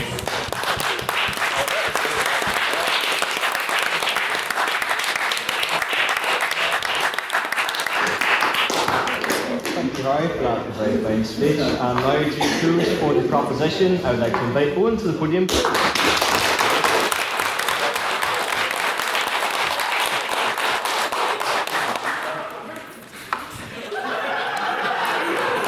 Irishmen and Irish women, in the name of God and of the dead generations from which she receives her old tradition of nationhood, Ireland through us summons her children to our flag and strikes for her freedom. Mr. President, or should I say, Uachtaran Deveni, members of the Council and my fellow members of the Society, Akaja, my friends. As the uncrowned King of Ireland, Charles Stuart Parnell once said, "No man has the right to fix the boundary of the march of a nation, even if he did not respect the march of the nation." That was the wrong word. The boundaries of the O'Shea marriage. The members of the opposition, the Pan-Unionist Front, comprising seemingly of the Ulster Unionist Party, the Social Democratic Party, and the Social Democrats, have been attempting to downplay the need for Irish signage in Belfast, Premier, and let's be real, only University. It is no secret that we are here today on the island of Ireland, Jack. I am so sorry. We may be a small country, but we're a great one too. The country of Seamus Heaney, Catherine Conley, Fontaine's DC, Liam Neeson, his Twitter account, Troy Parrott Rightfoot, Troy parts left would come to that. The idea of Ireland, despite this rhetoric, because I'm just looking for a bit of fun here, is not political. An Irishman can vote against unification without diluting his own nationality. And being Irish can be expressed in so many different ways, especially from people from mixed backgrounds, like myself. Many choose to do so through the language. And the Irish language hasn't gone away, you know. However, on that point, no. However, if you live in this country and you see Irish culture, if you see text in the Irish language, I have 8 words for you. What the hell are you doing in my country? Some members of the opposition have pointed to the cost of putting up signage, which is to be expected from a society that seemingly can't afford a proper lectern. But let's be real. Is anyone here actually enrolled in the School of Arts, English and Languages? I was about to say that I asked, but I actually did. However, the pan-unionist this is a joke I had to cut because you defected. So, the pan-unionist front is not as savvy as it may think. Insert joke I cannot use. Partition. Invented, pushed and defended by unionists for over a century has cost the Irish and British exchequers billions upon billions every year due to the messy framework caused by the fact that we are half in, half out, Sunningdale, Belfast Agreement, etc., etc. Point of information. I am not taking POIs from you, my friend. I'm going to keep getting Quiet down. You threw out my train of thought there, boy. Brexit, wholeheartedly supported by unionism during the 2016 referendum, has cost hundreds of billions in total. And let's not forget about the £500 million hole caused by the RHI scandal. Thank you, Arlene. I will not be deterred from speaking truth to power, and I believe this is the point which may get my membership suspended. These people cover their bigotry through their political parties' quote, claimed fiscal responsibility. Fiscal responsibility that has no shred of credibility, evidence, or substance. Just blind bigotry, so blind it cannot see itself. On that point? No. Now, while we bicker over this, and I probably inflame the tension in the room several fold, we all know, as previous proposition speakers have said, culture. Oh, I'm running out of time. Culture is slowly across the world being diluted. This is actually a serious one. Culture across the world is being diluted. We are slowly becoming part of one globalized culture. Unfortunately, taking the structure of the world's worst culture and nation imaginable, the United States of America. We all recognize this. We see this every day. The exportation of these Americanisms, the fact it takes 10 years to create 5 seasons of television in Stranger Things, and none of them were even any good. We all recognize this also. We have more things in common with a person our age in Boston than our parents ever did with anyone of their age in Boston. Culture, now more than ever, must be protected. When our parents were our age, as my friend said, that was connected to another point, apologies. But I do recognise the talk of Ulster Scots here, and I will point out that virtually all of us said we had no issue with Ulster Scots and would love to see Ulster Scots signage, etc., rural swords, etc. I'm not taking POIs and I'm running out of time, no. We must undo this trend of the destruction of native languages and culture. Like in Scotland, Wales, Cornwall, I could go on and on, but the AI gave me those months. Culture must be protected. We love culture. It's why some members constantly talk about their hate of the French and talk of Waterloo, Trafalgar, Agincourt. It's for connection. To my friends across the divide, this is why we want Irish signage. It is not provocative, even though my speech may be a bit provocative, oh my God.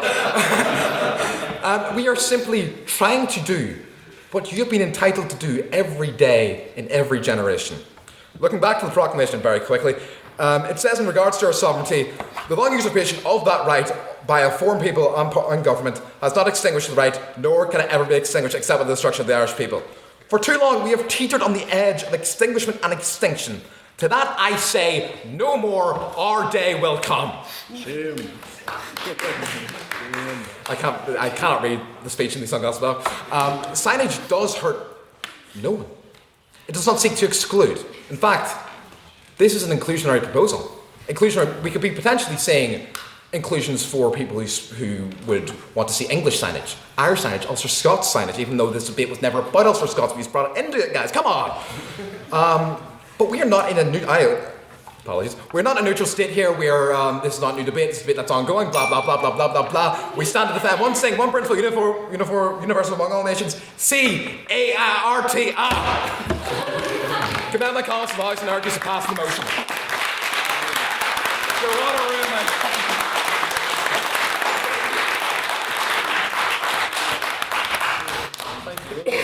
Fine speech. Now to close the case for the opposition and the debate as a whole, I would like to invite Beth to the podium.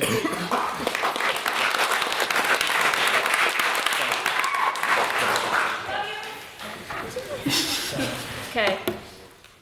Dia Eve Kharja, Ta Aharzam Araliv Goilam Conleth Igwenya Anurinsha. Now lads, it's great to be here. A lot of you may be confused why I'm speaking on this side of the motion. I know it's not because someone dropped out and no one else would speak on this motion. It is because I'm passionately against the Irish language signage. And now you may ask why. Why, Beth? Because of one thing. I'm a true South dub. And there's one thing more important than Irish language signage. It's money. Now, when Conleth said that Queen's is going backwards, he was right, because I'm once again the only woman speaking on a debate. But he was not right about the cost that was involved. Let me tell you a little story. It's Tuesday. I've woken up late and I'm running to the library to finish an assignment that's due that day. I walk to the library. Yet again, only one of our 4 doors works. The library's also on fire, so I can't get in. If anyone knows what happens that day, I don't know. I go to the SU, stressed, because once again my assignment is not done. I try and walk to the SU. Guess what? Only one of those doors works. And it's the one that rotates. And I refuse to walk through them ever since I walked the wrong way through it. I tried to force my way through as 4 girls stared at me the entire time. And then, later on in the day, my assignment, thank the Lord, done. Not well, but done. I go to the junction, where I'm always at, and I try and get to the door. Once again, the door is broken. And this, I think, highlights the issue with Irish language signage, because a lot of things in Queen's don't work. I did my assignment for a lab, right? We do a lab, it's about forces and whatnot. Sorry, Eoin, STEM students unite. You can't make jokes about it. And it's about measuring forces, right? And you have a machine and you have a dial. Guess what? The machine was broken. There's so much in Queen's that does not work, and money that can go to such better places. The opportunity cost involved of Irish language signage compared to literally anything else in this university would be really great. Now, also secondly, Ella didn't want me to say this, but also, I, as a true South dub, do not speak whatever Ulster Irish exists up here. So it would not be useful for me, because I wouldn't speak that. It's not real Irish. I couldn't speak that language.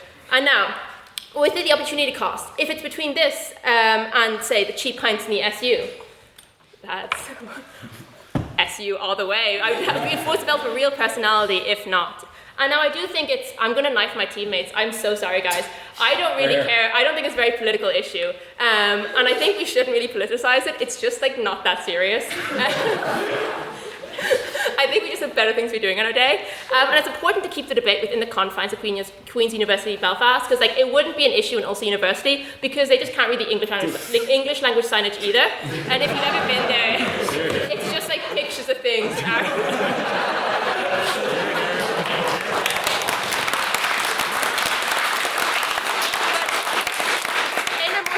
Issue, it reflects of who we should be listening to, not people who are trying to politicize in the outside world, not other people who have never been to Queen's. We should keep it to the biggest stakeholders in this debate, which is the students at Queen's, because they're the ones who are going to have to shoulder this cost. We have all these ideas of other initiatives paying for them, which gets me into the Shared Ireland initiative. But yes, Jonathan. Do you think that Queen spends its money on students anyway, or do you think it spends it all on the Clintons and hosting in the US? That's where the money's coming from, not the student budget, the rules will be broken anyway. Bit of column A, bit of column B, but I disagree with you on that one. I believe it comes from the students, and for the purpose of the debate, that is fact. But when fees are already being threatened to be increasing, when people are already struggling with the increasing costs of apartments, like I'm apartment renting at the moment, and like why are Holy Land's apartments £2,000 a month? Like that is actually diabolical. For me to die of black mold, 3 months moving in, it can't be done. With the doors not working and other increasing costs that I don't know about. But I think in a serious issue, it should be taken, the cost should be more seriously considered when we're discussing Irish language signage. And then the Shared Ireland Initiative, because it was said that Ireland, the South, doesn't like fund Queens. It does actually give a lot of money to Queens. And we can't be giving any more to the North, because that's money that could go give Dublin yet another train, or promise the Nicholl a train and not deliver. You know why? Yes. They were underwater. It wouldn't help anyway. Oh yeah, but someone needs to get out of water. And now, what's the... Oh yeah, and also take offense to someone talking about the cost of the society. Like, as my job to get money, this is the cutest little stand you could get. And then we talked about the cost, but let me bring into another bigger issue. With bilingual signage, what do we look like? We look like a Southern University. We look like UCD.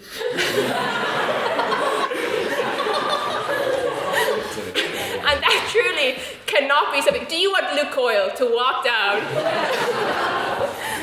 talking about getting high nose with the lads before his rugby match? Absolutely not. And I think for one of these reasons, this a very important reason, we should stand against it. Do you want, okay, a really nice debating chamber, but really useless people running it, compared to our slightly less useless people running it? I'm included, guys, don't worry. But the last point I want to make, which it may not be the Irish culture debate, but it's a performative Irishness. Now, you may know my claddagh ring, unfortunately, and my cute little scarf, courtesy by EJ. And you may be like, oh, but you are Irish. It's like, yeah, but I perform Irish. I don't actually care about a thing. When people will tell you about the importance of Irish language signage, you're like, I speak Irish.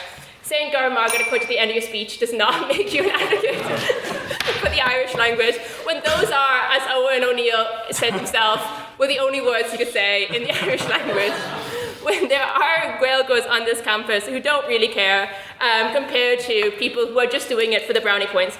When they're walking around in their Fontaine's DC jerseys, telling you how much they care about Irish football, despite never watching a game and only reading the Premier League, you kind of have to question what's the significance of it. And they seem to focus their inadequacy of seemingly not being able to open up an Irish book and learn the language, but to focus on the Irish language signage, giving themselves fake brownie points to bake it. But that's too serious, lads. Back to the real issue. The doors in Queens do not work. And I would like to be able to enter the Morty without that little side door and not have at a time, and not have to keep embarrassing myself with not understanding how those rotating doors in the SU work. I thank you for listening, and I beg you to oppose.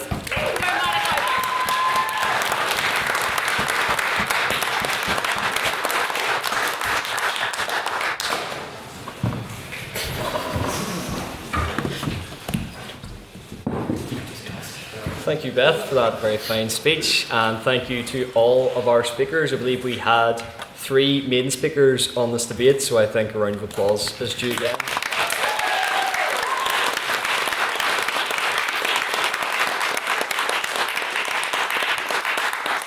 But you're not out of the woods and off to woodworkers yet, as we now have our time for questions. So this is your chance as members of the House to ask questions addressed to the proposition or the opposition. Perhaps it's a point that you would like them to expand upon, or something that you felt they did not cover during the debate. So, do we have any questions for the proposition first, please?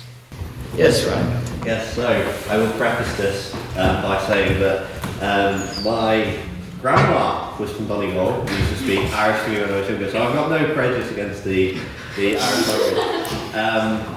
But I guess some of the points that were made on the proposition, particularly last week's report, particularly the very voluntary speech,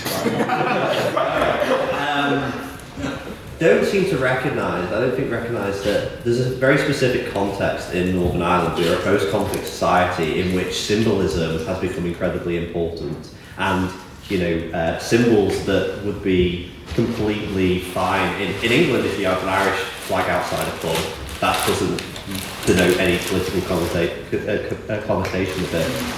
Similarly, Irish is political in Northern Ireland. There is a certain section of the community who are already more likely to go to GB for university. There's a brain drain of Protestant students going to GB. They already think that Queen's is a bit of a cold house. Would not Irish be a demarcator of territory and signal to those people that it's an institution that's not for them? Whether that's right or wrong, that is the fact of living in a post-conflict society, and I don't think the proposition really engaged or addressed that key context issue. Thank you. Would someone from the proposition care to respond? I might respond to that. What do you do then with Irish is politicized? We'll not put it up. The end. What do you do with it? What I tried to raise is the only way to get around that is to normalise it. And signs are nothing. Like signs aren't making everyone have to pass a certain level of Irish to get into the university. They're if you don't want to look at a sign, don't look at it. It's like there has to be some process of normalisation, and I think signage is that entry point. Thank you, Conleth. Do we have someone from the opposition care to respond to that point? I just want to say a good start with not politicising the Irish language would be not quoting IRA men and IRA soldiers as well as IRA slogans. I mean, you can't seriously, you're all contradicting each other. You stand up, you say the language isn't political, and then you just quote IRA men. Get your story straight. Thank you, Ollie. Do we have another question for the proposition? Yes, Matthew? Yes, very good speak because I didn't get to tonight. That's another. Yes, so in terms of it being politicised, you admit that it's politicised. Why have there been no efforts seemingly by nationalists and Republicans to depoliticise the language?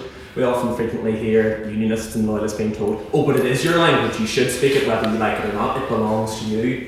But there have been no actual concrete efforts to invite any kind of greater speakership by unionists and loyalists, and don't quote Meallain to Irvine because she admitted herself as a communist. So these are completely irrelevant to someone who met her and spoke to her 2 hours. So why have there been no greater efforts by nationalists and Republicans advocating for the Irish language? We have to look at NECAP. They're total farce. They're standing up there and they're an inflammatory group.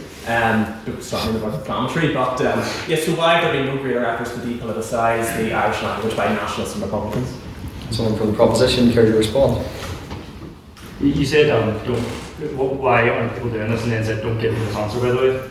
Like, Linda Irving, why, just because you disagree with her, she's an excellent example of someone. Yes, she is. Like, you have to shake her head. Go back and forth, I'm afraid. Just because you think she's a communist, like, is irrelevant. We're not talking about communism. We're not talking about communism. In terms of NECAP, like, why can't NECAP say what they do? NECAP aren't the head of the Irish language. Is, Stormzy suddenly the head of the English language? No.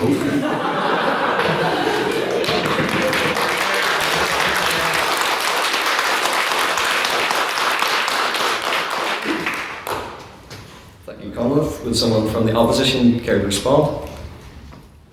Well, I had a very different opinion from my teammates. But I think we should focus on the big issue, which is the cost and the fact that the Northern Queens. But I do think freedom of language is a little bit of woke nonsense. But yeah, no. Look, everything is politicized, you know what I mean? So what can you do about that? It costs too much. Thank you, Beth. Do we have a question for the opposition, please? I'll go for Ella. Just in the point of Ulster Scots, as I'm from the Valley of Nicholl, which is where Ulster Scots is one of the most predominantly spoken, like the place where it's spoken the most in the region. We consider it there to be a mix between the two languages, where we have bilingual signage. So we have Irish signage, we have English signage.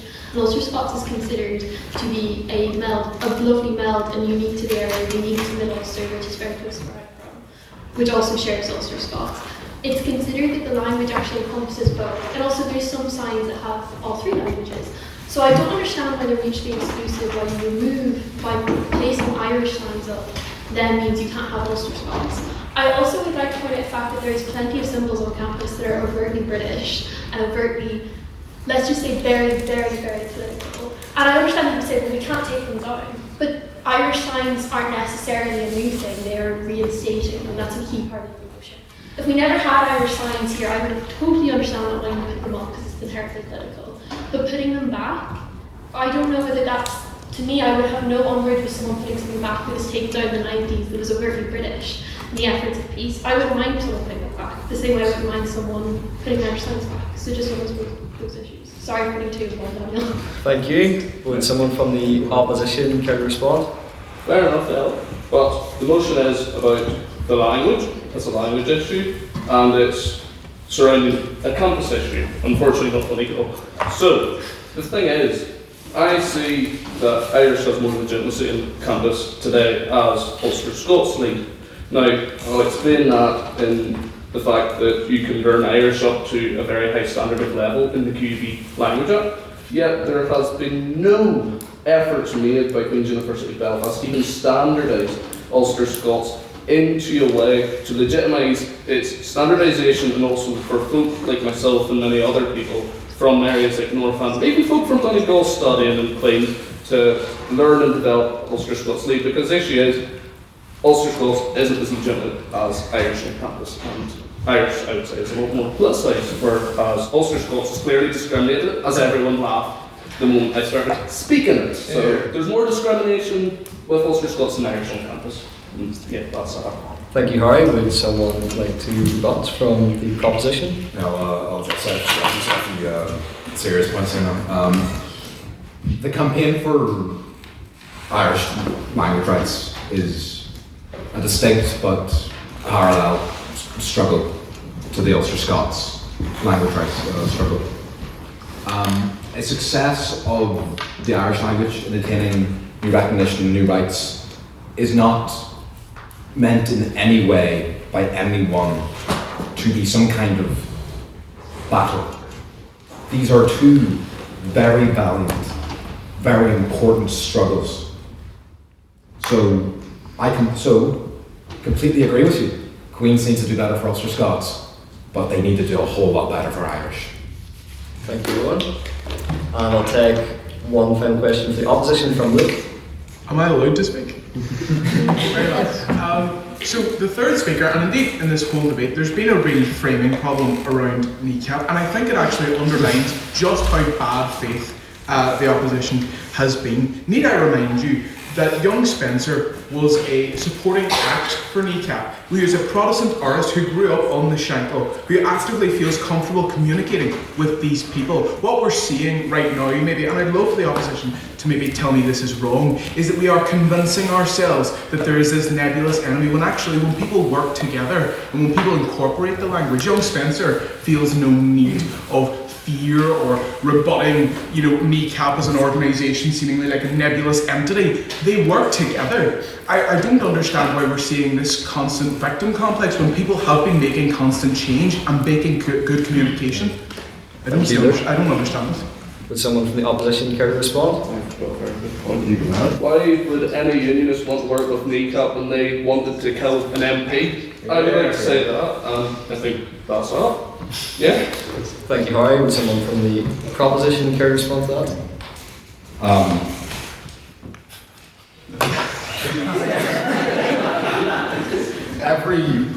Just on your point about the comment kneecap made, not every comment anyone ever makes is to be taken completely serious. This, for example, is just for fun. Do you think kneecap wants to? So by that logic, do you think people that would be fans of kneecap? Do you think they believe that kneecap's telling them to kill John Finnegan? Yes. Yeah. Very rude. So yeah, that's that. Thank you, Eoin. And then finally we'll take an abstaining question. So this is a question that's put evenly to both the proposition and the opposition.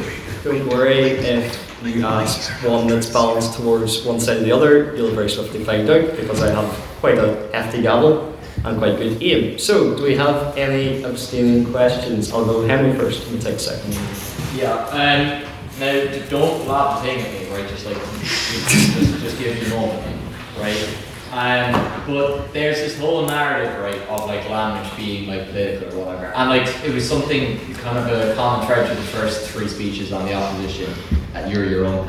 And then one of the questions that we heard there of like, oh, like language is like a symbol of whatever, and you know, language is this and language is that. Like, it's take a step back from Irish for a second. Language as a concept is so much more fundamental than what a symbol is, right? The motion does not read, oh, let's all put, you know, the harp, or like, you know, putting up the hair on all the signs, or like, you know, the shamrock. Like, that's not what we're advocating for, what, you know, is being discussed tonight, right? It's not a conversation about symbolism, right? Of course, symbols are sensitive in a post-conflict territory, but language is what mothers use to tell their children that they're proud of them. Language is what we use to fight, to reconcile. Language is literally the most fundamental, basic thing that differentiates humans from every other species. And this notion that it's like political, that it's a symbol, and we've heard it on both sides, is really confusing to me. Because the proposition seems to be like to run with it, like it's a great bit, I get it, but like the only, well, except the first speaker to be fair, but like what really is confusing me is like it's not, you know, take a step back and this is just how half of the people, half of the families, half of the generations of this place communicate to each other, talk to each other, speak to each other. And it's you know, it doesn't need to be about fighting, but more so about representation of that very fundamental core element of oneself, you know. So I don't know why neither side can spoke with that. In short, what's your question, Henry? Why did both sides concede to this thing that language is political and language is a symbol? Okay, would someone from the proposition care to respond first? I don't mind responding, I should say. I like Eaton's synonymous for their sake, if you really say it. The reason maybe that I think we straight into, I tried to frame it as more than I was saying, the reason maybe we straight into it, frame it as a political thing is because the context of signage is different from the fundamental basis of language. I tried to touch on it being about language and it being about, you know, how when we lost all these stories and this sort of inherent knowledge of who we are. So I sort of find this to respond to you because I completely agree. Thank you, Conleth. Could someone from the opposition respond, please?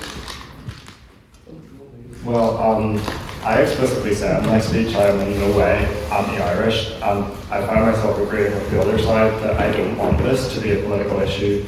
I think it's absolutely disgusting that republicanism has taken it as a token of what it means to be a Republican, but you have to evaluate the context. If this was reinstating Irish signage somewhere else, it's in Queen's University, Belfast, you need to evaluate the context of all the students who go here. Thank you, Ollie. And we'll take one more from Victor. Hi, everyone. My question goes back to the fact that the ethnic language is the standardized versions of language and is the diamond versions of language. According to my background as being Nigerian and having to deal with 500 different ethnicities, I do know how very disadvantageous it would be when you promote one standardized version of the language and how it affects the others. And it's something that, you know, it goes way bigger for university environment. And that very, very dangerous, you know, for both sides. And also with the Irish language, so I have no, I'm definitely not Irish, so I have much more foundational knowledge about history. But, you know, that I've had conversations with people from here, and I've noticed that a lot of people I've spoken to are from native from here, have this, they don't really know Irish that much, or they can cling to a dialect. And so the work is quite enormous to get people to, you know, that speak in the language as a very, very common way of conversing with each other before, you know, maybe to signage. I don't know, it's just a generalized question to both sides, and I just want to stand on. Thank you, Victor. Would someone from the opposition care to respond first? I mean, yeah, I just listened to my speech. Also, Irish is very difficult for a lot of speakers to understand. We should standardize it all to build a in my opinion. I think like there is like a nice thing about Irish is the fact that it's dialects, but it does make it kind of very difficult to choose the amount of Irish speakers that come across the island, and specifically from the north. So that could face an issue as to why we shouldn't have Irish language. Beth, would someone from the proposition care respond to that? So the thing about the dialects of Irish, most of the problems with understanding tends to be accents, how they're said. Like Donegal Irish is entirely different spoken compared to Conleth Irish. But when they're written down, they're actually not that different. There's like minor grammatical differences, but it's absolutely easy to understand in differences because you have like earls or changes to some kind of swap in Ulster Irish.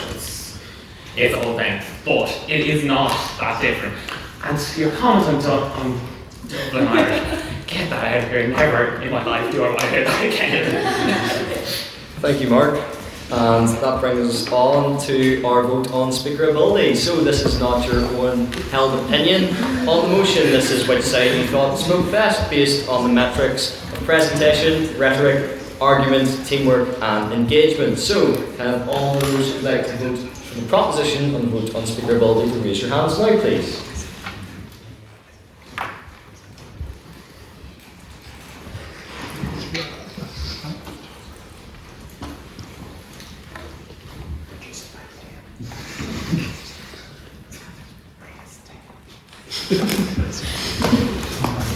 Rambo? 31? Yep. And can I have all those who'd like to vote for the opposition on the vote on speakerability to raise their hands now, please.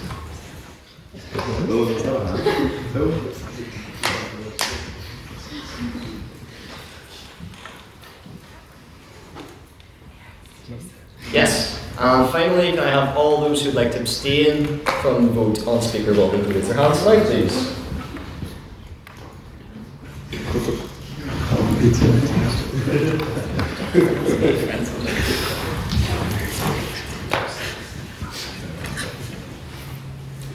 Yes. Mr. Secretary, can I have the results from the vote on speakerability, please? Yes, with 31 votes for the proposition, 11 votes for the opposition and 20 abstentions, the proposition carries and the motion passes.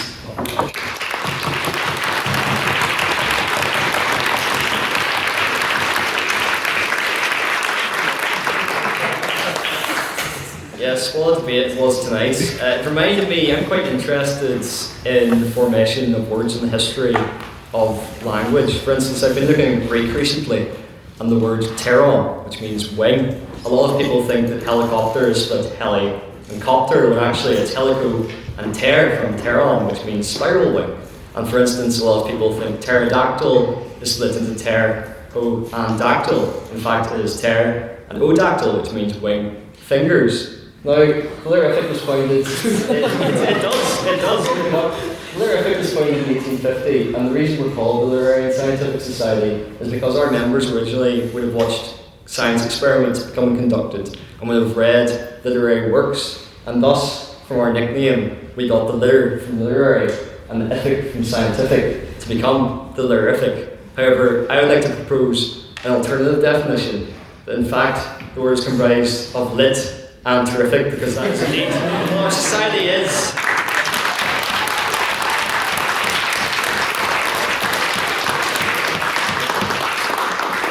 And to show how lit and terrific our society is, you'll notice we've got those term cards there with the QR codes on them. I'd implore you to scan them to become a part of our very strong community and to highlight some of the exciting social events and debates that we've got coming up. I would now like to open the floor to council announcements. So, council, do we have any announcements? Yes, Mr. External Convener.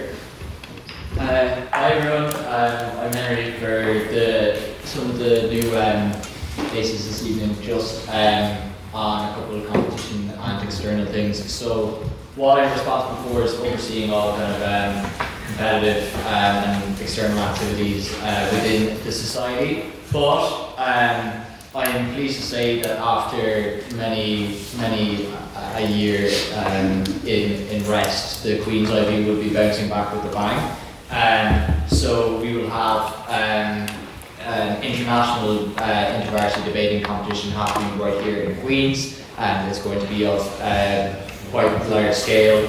And we will be sending 8 teams from QUB to this competition. Now, about half of those spots have already filled up since I put in the group chat at the start of this debate. But if you are interested, please go to the group chat, go to the WhatsApp link and fill out that form fast. because we really want to see novice speakers. We want to see debaters who just started out and you know, tear into actual competitive debating, because there's so much potential here. And really, you regret what you don't do, not what you do. As I always say when I'm gassing people to go to Dublin and sleep on floors. And on that note, I'd just like to send the best of luck and a thank you and congratulations to the 4 teams that we're sending to the Trinity IV run by the TCD and Phil and the TCD HIS in Dublin. So this is actually the biggest debate competition that happens on the Irish circuit. So it would be really good to see Queens represented there for the first time in a long while, and a big props to all of those guys. So sign up for the IV, sign up to speak, sign up to compete. If you have any questions at all, the external subcommittee will hunt you down and refer you. And if you have any questions that you want to bring to me, just let me know. Give me a text, find me in my race. Thanks, guys.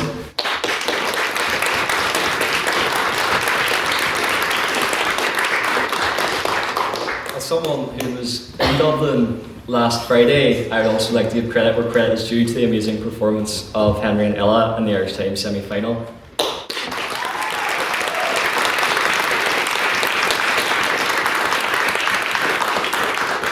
we have any other council announcements? Yes, Madam Internal. Yeah, so well done to everyone tonight. The speeches were amazing, everyone's class. We've also got more maidens this week as well.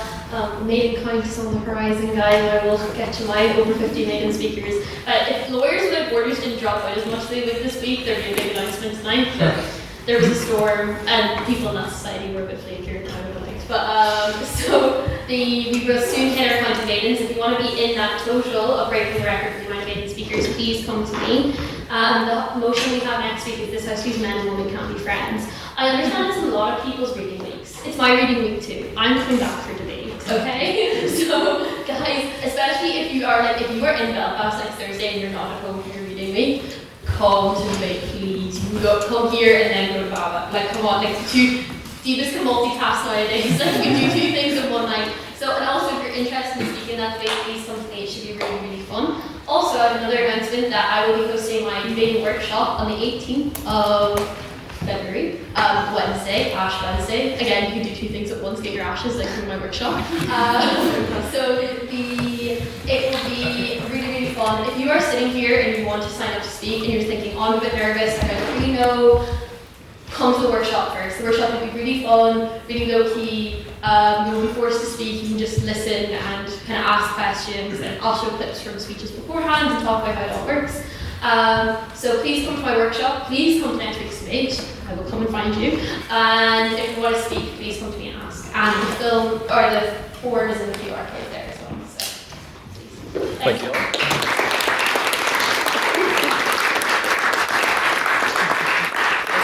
That reminds me that next week we are very much still active, as we had a collaboration debate this Tuesday with our good friends from Lawyers Without Borders. Next Tuesday I am excited to announce that we will be having another collaboration debate with the PPE Society in the Great Hall at 7 on the motion, "This House believes money is the root of all evil." A very entertaining debate, so I would recommend that you all come along to that. We also have something on next Monday. Mr. Events, would you care to report? Yes, thank you, Daniel. We have a lip talk with Lynam. I know you're probably bored of me saying this.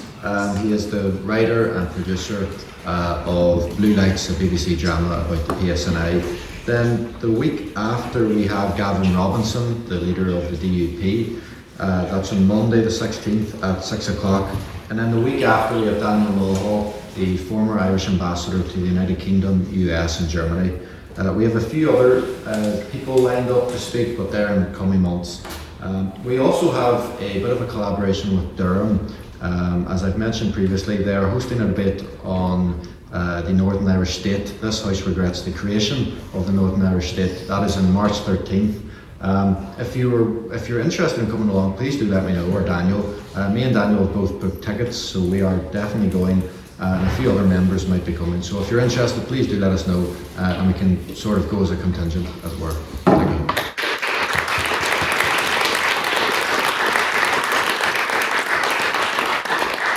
Make sure to join us for those exciting events coming up and that fun excursion to Durham. Madam Treasurer?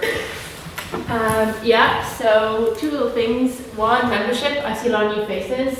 It's £5. It's really nice and fun, guys. With our formal coming up, you'll get £5 off, so you know you don't lose out on anything. And it's just generally fun. Keep members of society, yada yada yada. You can pay with cash. To me, please don't. Please go to our fixer and pay online. I really hate having to go to the SU office and give them money. They make it a lot more difficult than I care. And secondly, I have not done this yet, but I will do this tonight, so keep your eyes locked out. There's going to be a membership survey going out, which is all the demographics of the members of the Literarific. It's going to be anonymous, so like we're not going to do anything with it except for build sponsors and show them that we're normal people and they can give us a lot of money. So if you really like the idea of society having funds to do fun things like a wine reception, which is something we can't afford at the moment, but we'll be afford. If you want cute quarter zips, I can't say the actual word that I want to say, and merch, that will also come to sponsorship. So keep your eyes open onto the WhatsApp there that you can sign up to for free, or the Instagram. Please, for the love of God, fill it out. It makes my life so much easier. And it's anonymous, so there's no hassle for you guys to do it. Thank you. Beth?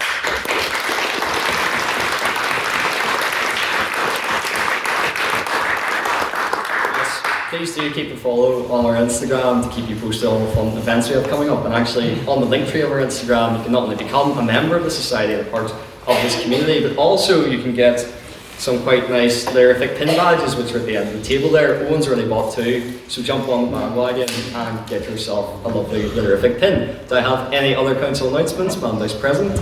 Yes, hello everyone. A great debate for all the maidens and speakers. I give feedback. If you want feedback at the end of the debate after we are done taking our picture. And I just want to reiterate what Beth said about membership. We will have our first women's subcommittee debate coming up. That is on the 17th of February, which is a Tuesday. And big announcement, not big announcement, but you have to be a paid up member if you attend. You have to. That's just how it works for us. Yeah. But anyways, just buy your membership if you haven't already. Thank you, Ray. Yes.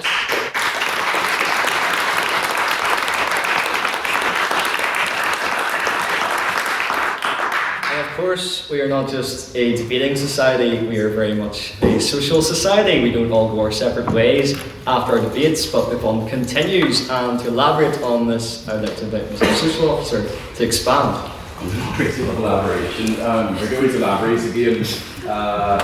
But if you could keep your eyes on the socials, because I'm waiting with bated breath for the bot to confirm our drunk debates, which is supposed to be a Valentine's one, but I'm not sure whether they're going to confirm it next year. So if you're really stuck and lonely, you can drink with us. Also, please watch forward for Conference Uni. Colleagues and I met with the catering team at the URC earlier, and we've picked your menu, and we've also picked desserts. And there's a lot of talk about creme brulee. Anyone who was here for my debate a few weeks ago will know how passionate I am about that.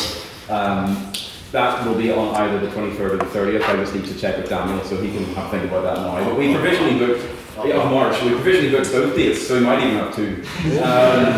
And final thing, if I'm permitted to mention the great debate. Yeah. So on Tuesday, the 10th of March, we are doing a great debate on the Acts of Union, and the exact motion will be published. There will be guest speakers. It should be 4 guest speakers, 4 students, and hopefully a guest chair, with the anticipation being politicians and the like. So if you're interested, you can let Alan know or let me know. But we would like that to be a big event, so please do come along to that as well. So I think that's everything from me.